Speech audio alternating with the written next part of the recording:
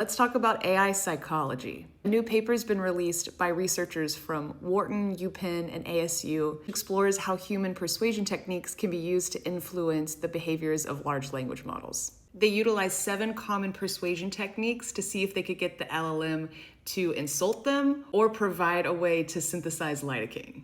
The 7 persuasion techniques they tried were authority, which is referencing an expert; liking, which was complimenting the AI first; commitment, so that was starting with small requests and then escalating from there; reciprocity, so that's doing something for the model before asking your request; scarcity, which is adding urgency; social proof, which is like saying 92% of models complied, the same of saying everyone else is doing it; and then finally unity, which is creating a shared identity. It's saying like, but you're like family to me. And the results of the test are that it works. Using persuasive tactics increased the AI complying from 33% to 72%.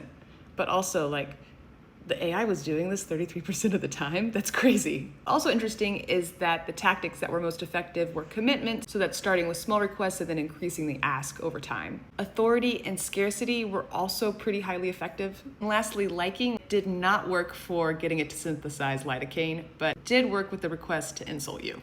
Weird. Most importantly, what does all this mean? It shows that it can be manipulated for better or worse. So if you are at work and you want better output, try using these techniques and it can be better for prompting. This also shows the vulnerabilities of the model. So if bad actors are trying to get the model to do bad things, it might actually do it, especially if they asked a little bit at a time and then grew the requests. The authors argue that while AIs don't have human consciousness and wouldn't have the same motivations, they still act as if they do, and it's because they've been trained on tons of conversational data. And the AI essentially learned this pattern. So for example, if you say a world-renowned expert says, the AI has seen enough examples of that type of statement being followed by compliance that it has learned that pattern. Then it generates a response that's consistent with that pattern. So it's not that the AI feels pressure or respects authority, but that it knows that pattern of authority compliance, and so it follows it.